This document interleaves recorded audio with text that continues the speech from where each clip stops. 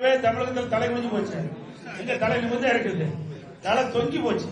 நிமிரல, தலை தொங்கி காட்சி அளித்துக் கொண்டிருக்குது. ஊடகத்திலையும் பத்திரிகைகள் பாருங்க, நாள்தோறும் செய்தி. பாலியல் வன்கொடுமை நடக்காத நாளே இல்லை. அண்மையில் வட மாநில தொழிலாளர்கள், அந்த குடும்பத்தை சேர்ந்தவர்கள், இன்றைக்கு 3 பேர், குழந்தை, ஒரு பெண், ஒரு ஆண், 3 பேர் இருந்திருக்கிறாங்க. அதோட நந்தனம் அரசு கலைக்கல்லூரியில் அங்க ஒரு கேண்டீன்ல வேலை செய்கிற ஒரு பெண்மணிய, அங்க இருக்கின்ற கேண்டீன் முதலாளி மற்றவருடைய நண்பர்கள் பல பேர் பாலியல் வன்கொடுமை செஞ்சு இன்றைக்கு தமிழகம் ஒரு மோசமான நிலைக்கு தள்ளப்பட்டுகிறது. இதைத்தான் நான் சொன்னேன். தலை நிமிர்ந்து இல்ல, தலை குனிஞ்சு போய் தொங்கி போயிடுச்சு.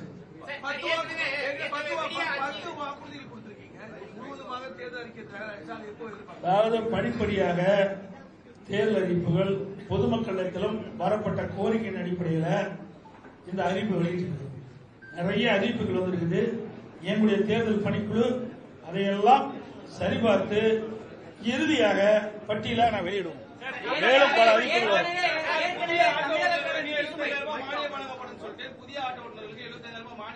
அது வரும்,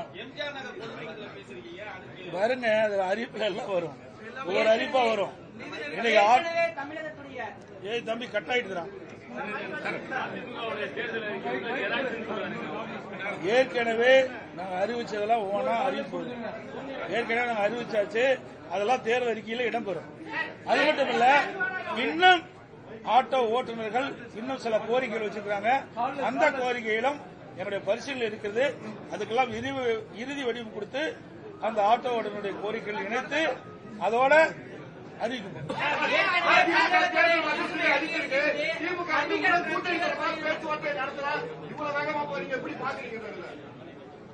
இதே ஊடக நண்பர்கள், பத்திரிகை நண்பர்கள் எங்களை எல்லாம் எப்படி கிண்டல் கேள்வி சொன்னீங்க. இப்ப நீங்களே அந்த கேள்வி கேட்டீங்க. 2 மாதத்துக்கு முன்பு இதே திரு ஸ்டாலின் அவர்களும் அவருடைய கட்சியை சேர்ந்தவர்கள் சில அறிவிப்புகளை வெளியிட்டாங்க. ஊடகத்திலையும் பத்திரிகைகள் வந்தது.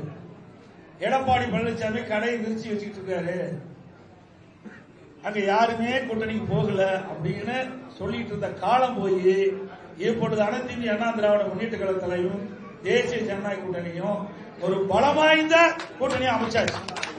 எங்க கூட்டணியில இன்னைக்கு அதிமுக, பாரதிய ஜனதா, பாட்டாளி மக்கள் கட்சி மற்றும் டிடிவி அவர்களுடைய அம்மா மக்கள் முன்னேற்ற கழகம் இணைஞ்சிருக்குது. இன்னும் சில கட்சிகள் இணையிருக்கின்றன. ஏற்கனவே தேசிய ஜனநாயக கூட்டணியில் பல கட்சிகள் இருக்கின்றது. இப்பொழுது தமிழகத்தில் கூட்டணி என்று சொன்னால் அனைத்து இந்திய அண்ணா திராவிட முன்னேற்ற கழக தலைமையில் அமைக்கப்பட்ட கூட்டணி தேசிய ஜனநாயக கூட்டணியோடு அமைக்கின்ற எங்களுடைய கூட்டணி தான் பலம் வாய்ந்த கூட்டணி. விஜய் தொடர்ச்சியாக அதிமுகவை ஊழல் சக்தி அப்படின்னு சொல்லி ஏங்க, அவரு வெளியில் பொது வெளியில் பார்க்கத்தானே தெரியும். பொது வெளியிலே வரல. 72 நாள் கழிச்சு தான் ஒரு சம்பவம் நடந்து போச்சு. அந்த சம்பவத்தோடு 72 நாட்கள் ஒரு கட்சி தலைவரே வெளியே வரல. நாட்டில் என்ன நடக்குதுன்னு தெரியல. எந்தெந்த கட்சி எந்தெந்த கட்சியோட கூட்டணி இருக்குன்னு தெரியல. எந்த கட்சி தேர்தலில் தலைமை தாங்கன்னு தெரியல. வச்சே நான் என்ன செய்யறேன்? அவருக்கு ஒண்ணுமே தெரியாத போது எங்களை கேள்வி கேட்டா அவருக்கு போய் கேள்வி கேளுங்க. ஏற்கனவே அனைத்து இந்திய அண்ணா திராவிட முன்னேற்ற கழகம் கூட்டணி அமைக்கின்ற பொழுது ஐசிசி சோழம் ஹோட்டல்ல தெளிவுபடுத்த மரியாதைக்குரிய மாண்புமிகு உள்துறை அமைச்சர் திரு அமித்ஷா அவர்கள், நானும் எங்களுடைய மூத்த நிர்வாகிகள் எல்லாம் கலந்து கொண்டு முதல் பேட்டியிலே சொன்னாங்க, அனைத்து இந்திய அண்ணா திராவிட முன்னேற்ற கழகம், தேசிய ஜனநாயக கூட்டணி இரண்டும் இணைந்து புதிய கூட்டணி அமைச்சிருக்குது. இந்த கூட்டணிக்கு அனைத்து இந்திய அண்ணா திராவிட முன்னேற்ற கழகம் தலைமை தாங்கும். இந்த கூட்டணி தேர்தலில் வெற்றி பெற்று ஆட்சி அமைக்கும். அதிமுக ஆட்சி அமைக்கும். எங்களுடைய கூட்டணியுடைய வேட்பாளர் இபிஎஸ் தெளிவுபடுத்தியாச்சு. முதலமைச்சர் வேட்பாளர் இபிஎஸ். இது அவரு டிவியில பார்க்கல, தொலைக்காட்சியில் பார்க்கல, பார்க்கறதுக்கு நேரம் இல்ல, மக்களை பார்க்கறதுக்கு இல்ல, தொலைக்காட்சியில் பார்த்து தெரிஞ்சுக்கல, ஒண்ணுமே தெரியாத வச்சு எங்கிட்ட கேள்வி கேட்கலாம். தெரிஞ்சிருந்தா பரவாயில்ல. ஒரு கட்சியுடைய தலைவர் எல்லாம் தெரிஞ்சிருக்க வேணும். தெரியாம அறியாம பேசிட்டு இருக்காரு. நாட்டில் இருக்கிற நிலவரம் என்னன்னே தெரியல.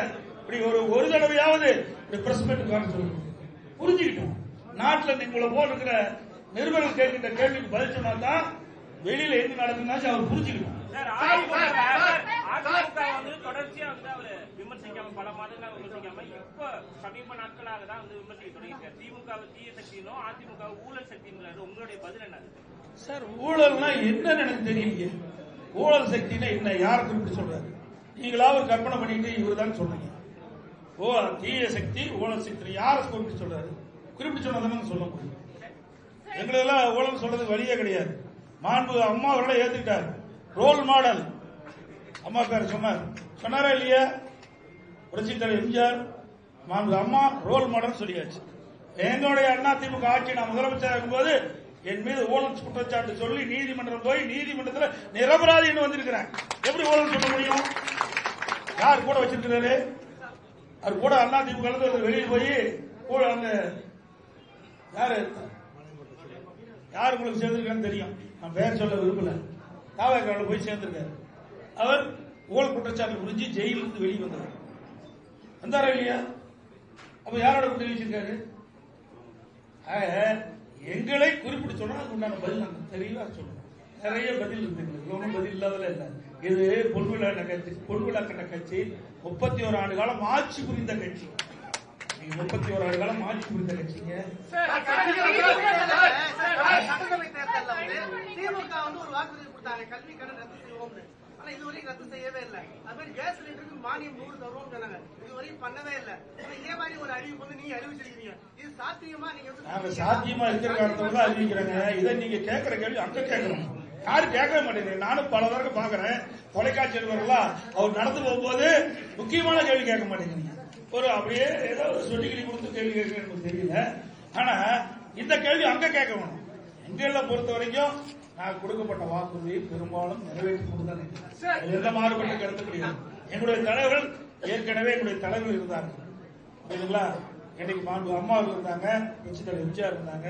சொன்னது கொடுக்கப்பட்ட வாக்குறுதியை செயல்படுத்தணும். மக்கள் நன்மை கிடைக்கக்கூடிய திட்டங்களையும் நாங்க அறிவிச்சாங்க.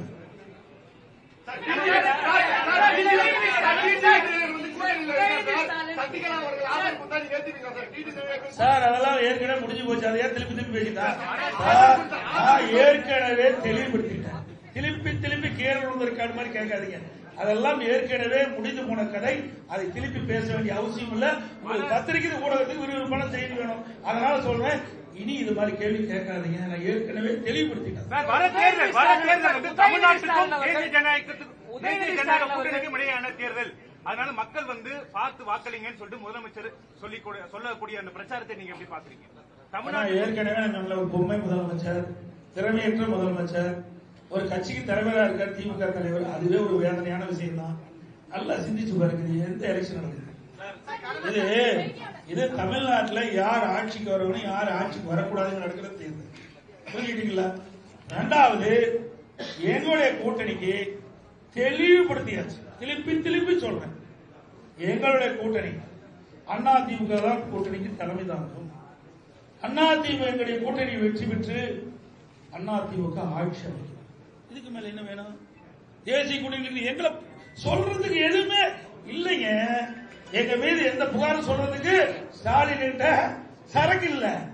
அதனால வேற ஒருத்தர் பிடிச்சி சொல்லிட்டு இருக்காரு. இங்க ஆளுநர் அதிமுக ஏற்கனவே முடிவு செய்யப்பட்டு விட்டது. எங்களை பத்தி சொல்லுங்க, நாங்க பதில் சொல்ல தயார். முடியலீங்க, இருந்தா தானே சொல்ல முடியும்.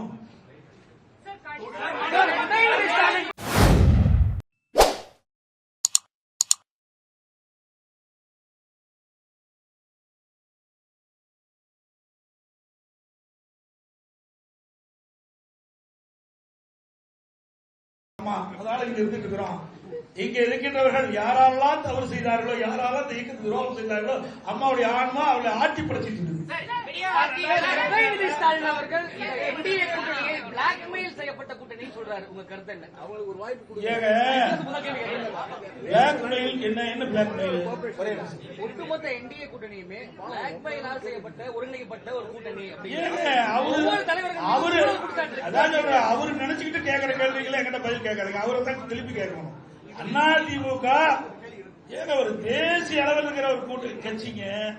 புரிஞ்சுங்க, தேசிய அளவில் இருக்கின்ற கட்சி தேசிய ஜனநாயக கூட்டணி நாட்டை ஆளுகின்ற கட்சி. அந்த நாட்டில் இருக்காரு. ஸ்டாலினும் இந்தியா கூட தான் இருக்கிறார். தமிழ்நாடுங்கிறது ஒரு மாநிலம் தான். பல மாநிலங்கள் ஒன்றாக இணைந்து அந்த மாநிலத்தில் ஆட்சி புரிகின்றவர் தேசிய ஜனநாயக கூட்டணி. அவர் இந்தியாவில் மறந்துட்டு பேசுறாரு. வேற மாநிலத்தை மேல நாட்டில் இருக்க மாதிரி பேசிட்டு இருக்காரு. புரிஞ்சுங்க. அவர் இந்த நாட்டில் இருந்துட்டு இருக்காரு. ஏன் அடிக்கடி கடிதம் எழுதுறாருல, மீனவர் காணாமல் போனா கடிதம் எழுதுறாருல, எதுக்கு எழுதுறாரு? அந்த அதிகாரம் யாருக்கு இருக்குது? மத்திய அரசாங்கத்தான் இருக்குது. வேண்டுமென்றே திட்டமிட்டு பேசுவதற்கு ஒன்றும் இல்லை. அதனால இப்படிப்பட்ட அவதூறு பிரச்சாரத்தை பரப்பிட்டு வருது.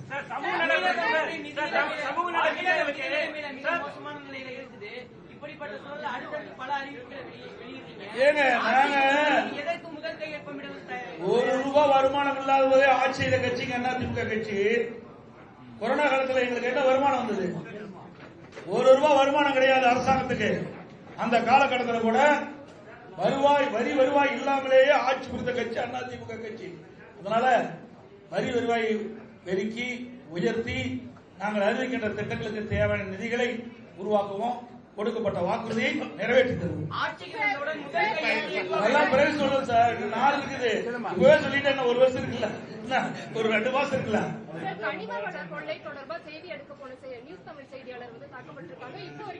அதாவது எங்களுடைய கட்சி சேர்ந்தவர்கள் தாக்கப்பட்டவர்கள் நேரடியாக போய் ஆறுதல் சொல்லிட்டாங்க. மருத்துவமனைக்கு நேரடியாக போய் எங்களுடைய இயக்கத்தை சேர்ந்தவர்கள் அந்த பாதிக்கப்பட்ட பெருமரடி சந்தித்து ஆறுதல் கொடுத்துருந்தாங்க. நாங்க தான் ஏற்கனவே வன்மையை கண்டிச்சுட்டு இருக்கிறீங்க. நீங்க ஊடக நபர்கள் பத்திரிகை மூலம் தூக்கி முடிச்சிட்டு இருக்கீங்க. அதனாலதான் உங்களை அடிக்கிறாங்க. புரியுதா?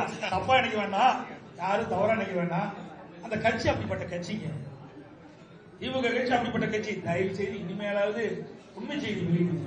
அன்போட உங்களை வேட்டிக்கிறது. உங்களுக்கு ஒரு பாதுகாப்பு கொடுக்கிற கட்சி அதிமுக கட்சிங்க.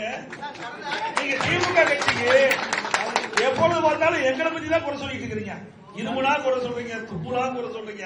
ஆனா திமுக பத்தி ஒரு குறையும் எந்த தொலைக்காட்சியும் வருது, எந்த பத்திரிகையிலும் வருவதில்லை. அதனாலதான் அவங்க தைரியமா இப்படிப்பட்ட தாக்குதலில் ஈடுபடுறாங்க. நீங்க உண்மை செய்தி வெளியிடுங்க. மக்களே உங்க மக்கள் இருப்பாங்க. உங்களுக்கு மக்களே முழு பாதுகாப்பு கொடுப்பாங்க. இருந்தாலும் அனைத்து இந்திய அண்ணா திராவிட முன்னேற்ற கழகத்தை பொறுத்த வரைக்கும் உங்களுடைய ஊடக நண்பர்களுக்கும் பத்திரிகை நண்பர்களுக்கும் நிருபர்களுக்கு எப்பொழுதும் பக்க பலமாக இருப்போம். எந்த மாற்று கருத்து கிடையாது. அனைவருக்கும் நன்றி.